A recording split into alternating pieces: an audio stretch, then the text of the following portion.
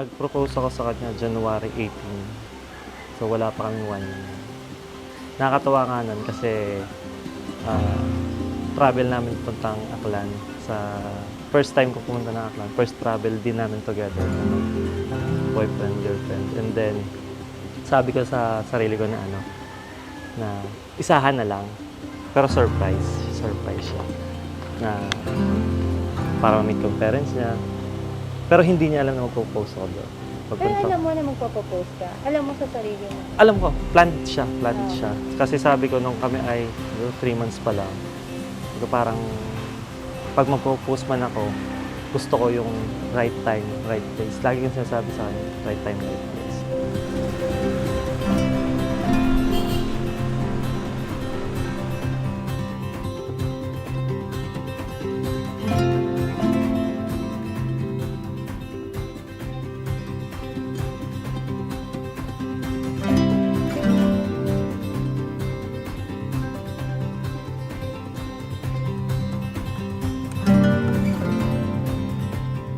And then, to make the story short, yun, nag-travel kami. Sabi ko sa sarili ko, yung mga sing-sing, ready ko na talaga. And then, pagpunta kong Aklan, sabi ko, kausapin ko na yung nanay. Pero, pasikreto lang. Kinausap ko yung nanay, yung tatay, yung kapatid. Kasi sa isip ko talaga, gusto ko pag mag-propose ako sa lugar na dream ko. Which is, sabi ko, sa Boca Beach, na mayroong castle ng Boracay. And then sa date na gusto ko, which is January 18, Manzarino.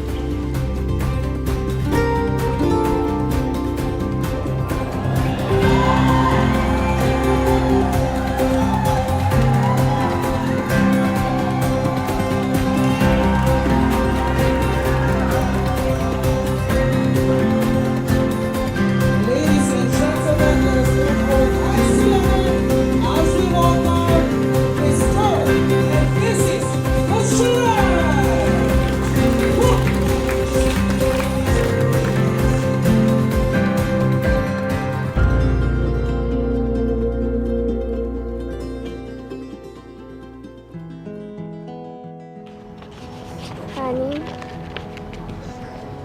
before anything else, I thank God for this opportunity to get married today. For 10 years na I'm being single, sa kadahilan ng ako'y natatakot na masaktan ulit, maloko at higit sa lahat ang maiwanan. Ang buong akala ko noon ay hindi na talaga ako magbo-boyfriend. Pero nung dumating ka, nagbago ang lahat.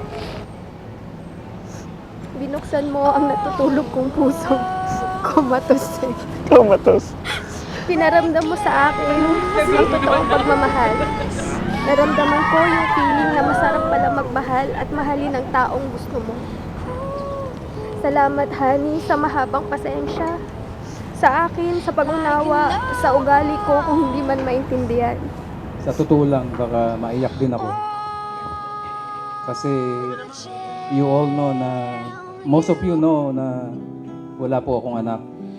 At nagstay sa amin yung isang kambal ng 1 year. And then umuwi. Then pumalit si Yani. Mas tumagal siya, 5 years. So I really considered her as my daughter, no. Yung sabi ko nga kanina, the daughter that I didn't have. So stay there.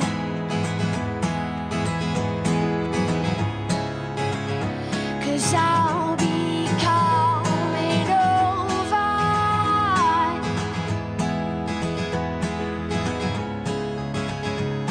Won't stop till you surrender. Kahit kailan, di ako magsasawang unawain at mahalin ka.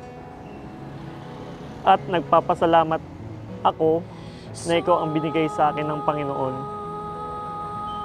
Sa pagpasok natin sa new chapter ng relasyon natin, madami pa tayong mga pagsubok na pagdadaanan.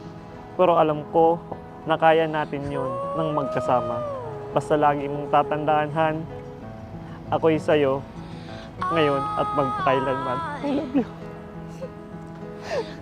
Hindi naman lagi may problem minsan may problem, minsan may suffering, minsan may pain, minsan masaya, minsan peaceful. In the same way, your life will be also like that. Sometimes there will be happy, someday there will be pain, someday there will be suffering. That is part of it. Pero, today Jesus is telling both of you, don't worry, I am here to help you. It won't stop till it's over.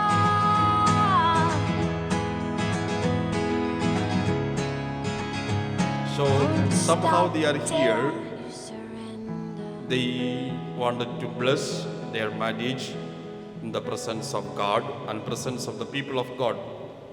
So more than that, you are here, you love each other. Tama ba ako? Walang force. Hindi naman na. So it is out of your free will, you are choosing this sacrament of marriage. So Mark, it is for sure that you love each other, and that is the reason you are here.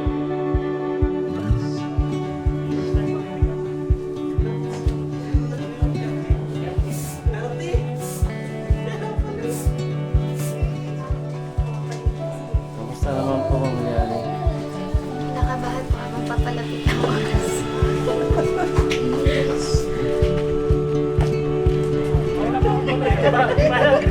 Wala pa akong ganon.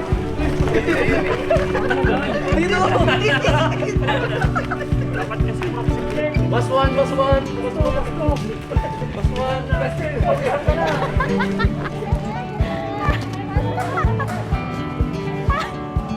Sino ang Buong bride? puso akong nagpapasalamat kay Lord dahil binigay ka niya at ikaw ay para sa akin. In God's perfect time, I promise to love you with faithfulness. Aalagaan kita hanggang sa tayo ay tumanda. Hindi ako magsasawang iparamdam sa'yo kung gaano kita kamahal. Kahit ikay paulit. Mamahalin at mamahalin kita habang buhay. Lagi mong tatandaan na kahit anumang mangyari, I will heal for you to support you and to love you forever. I love you.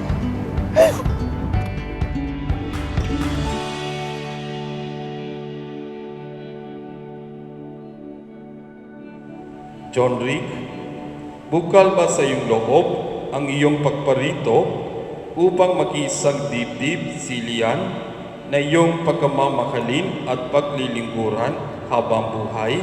Opo, Father. Lian, bukal ba sa iyong loob ang iyong pagparito upang mag-iisang dibdib si John Rick na iyong pagkamamahalin at paglilingkuran habang buhay? Opo, Father.